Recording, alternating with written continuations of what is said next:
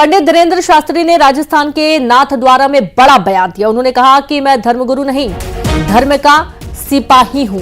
धीरेन्द्र शास्त्री ने कहा कि धर्म से राजनीति चलती है, राजनीति से धर्म नहीं।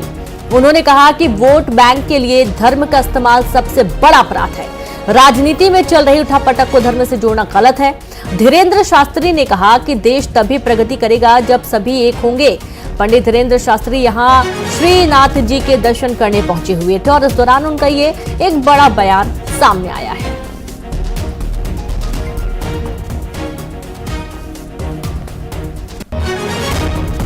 बहुत पूर्व से राजनीति चलती है, राजनीति से धर्म नहीं चलता है और हम इस बात के खिलाफ हैं। धर्म का प्रयोग राजनीतिक वोट बैंक के लिए अगर किया जाए, ये सबसे बड़ा अपराध है। दूसरी बात, धर्म एक ऐसा है जो स्वतंत्र है, धारणा का विषय है, प्राचीन परंपराओं को जीवंत रखने का विषय है, उत्साह का विषय है, आनंद का विषय है, मोक्ष का विषय है, जिज्ञासा का विषय है। तो धर्म के रास्ते में किंचित मात्र भी संकीर्णता नहीं, इस सबको स्वीकार करने की सामर्थ्यता रखता है। अब देश की राजनीति में तो उठापटक चलती रहती है, उसको धर्म के साथ जोड़ना, क्योंकि जो शाश्वत है, शाश्वत अखंड से खंड खंड को नहीं जोड़ना चाहिए। कांग्रेस के पढ़ेंगे तो बढ़ेंगे अभियान पर सीएम का हमला। सीएम डॉक्टर मोहन यादव ने कांग्रेस पर हमला बोला। कांग्रेस की वजह से ही देश बटा था, कांग्रेस के राज में ही दंगे हुए, कांग्रेस ने हमेशा धर्म के आधार पर बांटा। कांग्रेस सतीत के पाप से मुक्त नहीं हो सकती है। कांग्रेस घुसपैठियों को आज भी पाल रही है। बांग्लादेश की घटना पर क्यों नहीं बोलते? ये एक बड़ा बयान मुख्यमंत्री डॉक्टर मोहन यादव का कांग्रेस पर।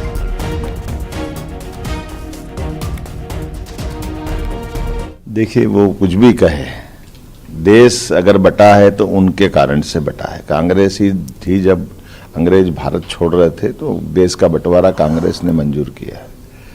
ये कांग्रेस ही थी जब उनके राज्य में हमेशा दंगे होते आए थे।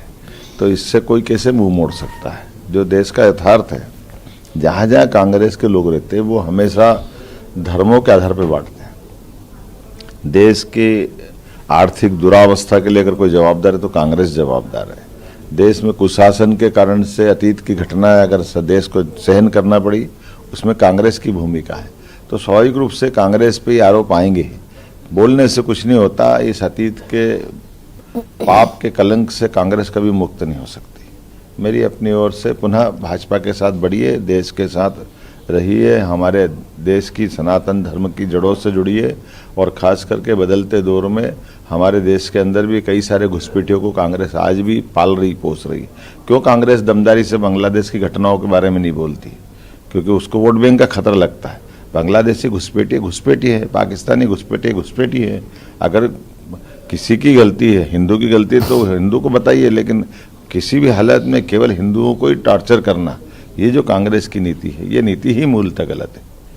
मेरी अपनी ओर से पुनः भाजपा के सभी धर्मों का सम्मान करते हुए सबको साथ लेके चलने, सबका साथ सबका विकास, ये जो भावना माननीय प्रधानमंत्री जी की है, इसी भावना में सब। और चलिए एक बार आपको सुनाते हैं कि कांग्रेस ने क्या कुछ कहा जिस पर सीएम ने ये पलटवार किया है। लोकसभा चुनाव में कहा गया था कि कांग्रेस का राज आ जाएगा तो बहनों के मंगलसूत्र छीन लिए जाएंगे, आपकी भैंस चोरी कर ली जाएगी, और अब इस प्रकार की बातें बोली जा रही हैं। उत्तर प्रदेश के मुख्यमंत्री बटेंगे तो कटेंगे, और मैंने कल कहा हम सब कांग्रेसी सकारात्मक नारा देना चाहते हैं। हम कहते हैं पढ़ेंगे तो बढ़ेंगे। तो देखिए आप, जिस तरीके से जो सचिन पायलट है उन्होंने निशाना साधा था बीजेपी पर, और हमारे साथ इस वक्त बीजेपी से नेहा बग्गा जी जुड़ गए। नेहा जी, बहुत स्वागत है आपका न्यूज़ 18 पर। कांग्रेस ने निशाना साधा, सचिन पायलट पहुंचे हुए थे छत्तीसगढ़ और इस दौरान उन्होंने बीजेपी पर जमकर हमला बोला। उनका ये कहना था कि इलेक्शन के पहले तो खूब कांग्रेस को कोसा गया कि मंगलसूत्र छीन लिया जाएगा और क्या क्या जो दिक्कतें होंगी, खासतौर पर हिंदू धर्म को लेकर खतरा हो जाएगा। लेकिन अब जब खुद की सरकार आई है तो किस तरीके की स्थितियां बन रही हैं समाज में, इसको लेकर निशाना साधा गया।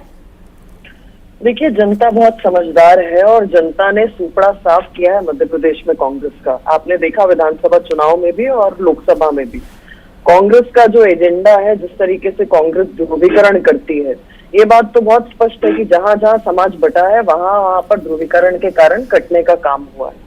और अड़ोस पड़ोस में अगर हम देखें, चाहे बांग्लादेश हो चाहे पाकिस्तान हो, स्थितियां हमारे सामने बहुत स्पष्ट दिखाई देती हैं। कांग्रेस उसी नीति पे निरंतर चल रही है और इसीलिए लगातार और बार बार आगाह करना जनता को ये प्रत्येक नागरिक का कार्य है।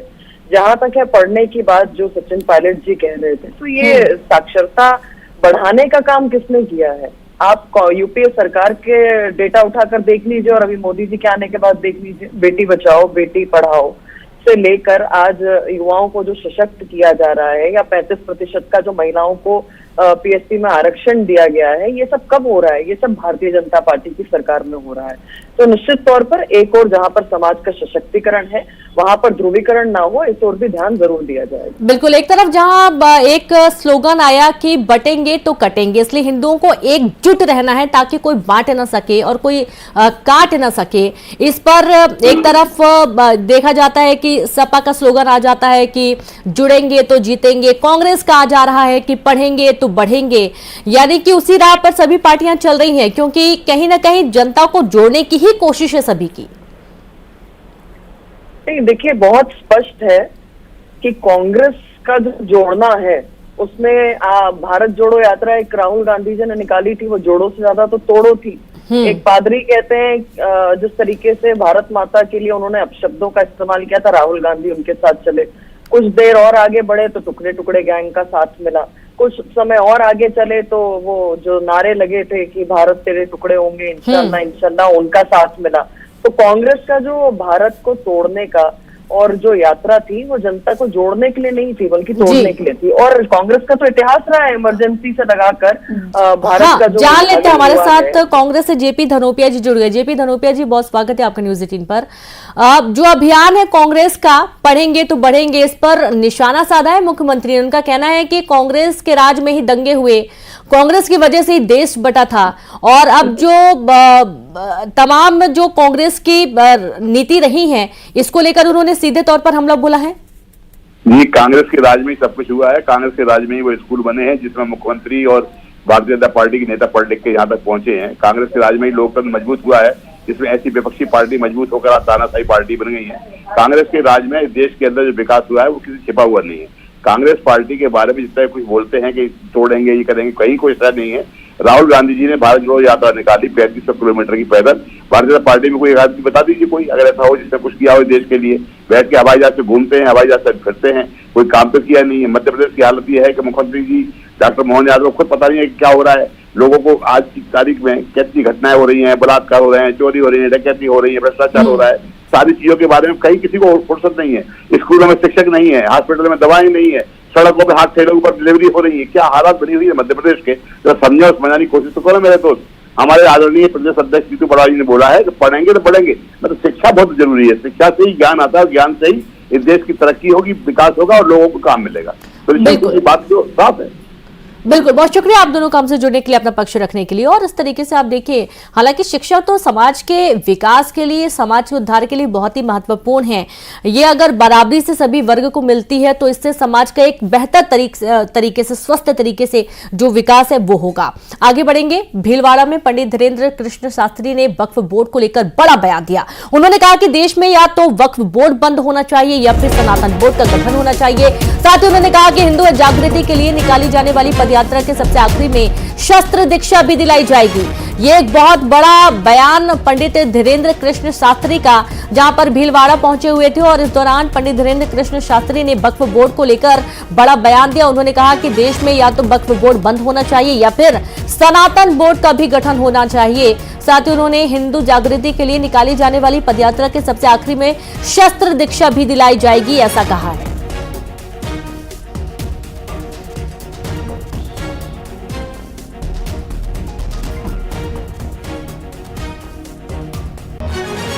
सनातन बोर्ड का इसलिए गठन होना चाहिए क्योंकि वक्फ बोर्ड बना करके आपने कहा कि इस देश की संसद वक्फ बोर्ड की जमीन पे है, इस देश के मंदिर वक्फ बोर्ड की जमीन पर है।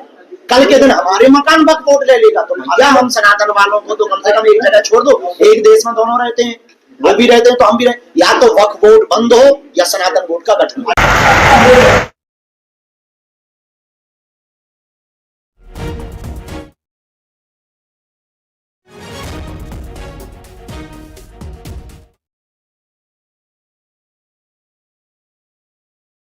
आखिर किसे जगाया जा रहा है? क्यों सड़क पर हो रही है लड़ाई आर पार? देखिए सड़क के लिए अनोखा विरोध।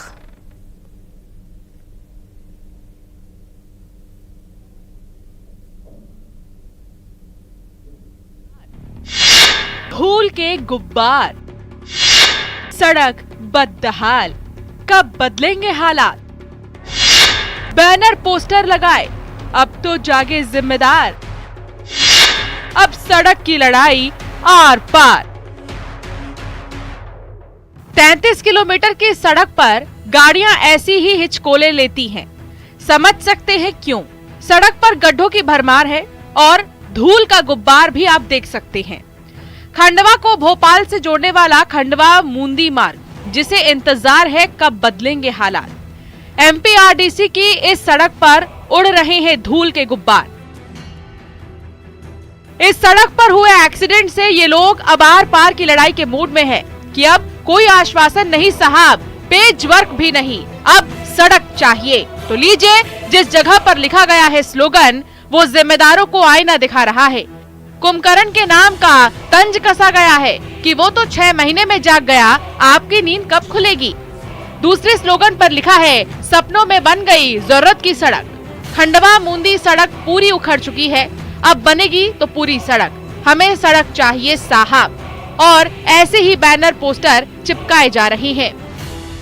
अभी तक समथिंग 6 करोड़ से ऊपर रुपया पास हो चुका है एमपीआरडीसी से, सरकार से, और उसके बावजूद भी आज तक आप खंडवा से मूंदी जाएंगे तो यह रोड अभी तक गड्ढों की मार झेल रहा है। बदहाल सड़कों की खस्ता हाल को देखकर लोगों ने मोर्चा खोल दिया है। 2 दिन पहले ही यहाँ एक्सीडेंट हुआ था, जिसमें 2 लोग घायल हुए। सवाल किया जा रहा है कि क्या किसी बड़े हादसे का प्रशासन को इंतजार है? इधर प्रशासन का क्या कहना है, सुनिए। जो कह रहे हैं कि कुछ गड्ढे रिपेयर कराए गए हैं। जो खंडवा मूंदी रोड है, इसका प्रपोजल हमारे एमपीआरडीसी की टीम ने, इंदौर संभाग की टीम ने बनाया है। ये एडीबी का प्रोजेक्ट है, तो एडीबी के हेडक्वार्टर में उसमें कुछ क्वेरीज लग के आई थी, जिसको संबंधित अधिकारी द्वारा क्वेरी का जवाब बनाकर भेज दिया है। जैसे ही एडीबी से उसका अप्रूवल आएगा, उसमें टेंडर लगाने की कार्रवाई पूर्ण कर दी जाएगी। इस दौरान जो उसका चूंकि मेंटेनेंस का जो टेंडर था वो खत्म हो चुका है, फिर भी अभी हम लोगों ने एमपीआरडीसी से बात करके तात्कालिक रूप से जो बड़े बड़े गड्ढे हैं उसको रिपेयर कराएंगे। आखिर कब बदलेगी सूरत, ये सवाल कर रहे हैं लोग। खंडवा में अमित जायसवाल के साथ bureau report, news 18, Madhya Pradesh, Chhattisgarh.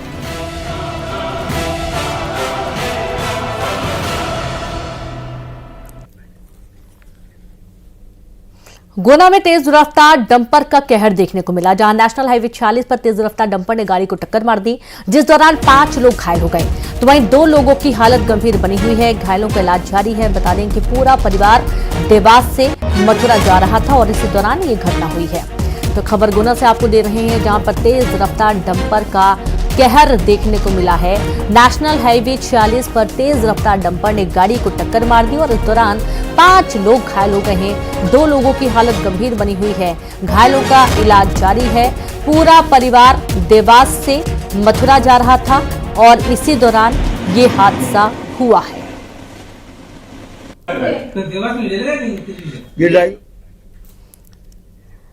Tikamgarh जिले के महाराजपुर गांव के लोगों ने अवैध शराब बिक्री पर विरोध जताया। गांव में बिक रही शराब के विरोध में प्रदर्शन किया गया। ढोल बजाते हुए लोगों ने गांव में जुलूस निकाला, तो वहीं सामाजिक पंचायत बुलाकर अवैध शराब बिक्री का विरोध भी जताया।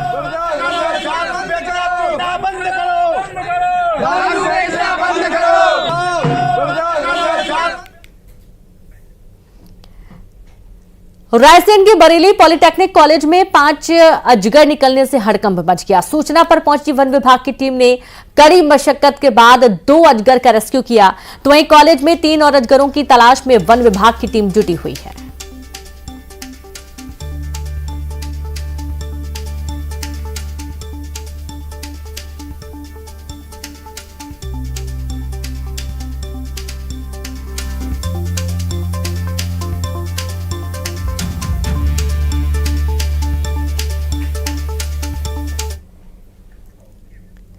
और खबरों में इतना ही। नमस्कार।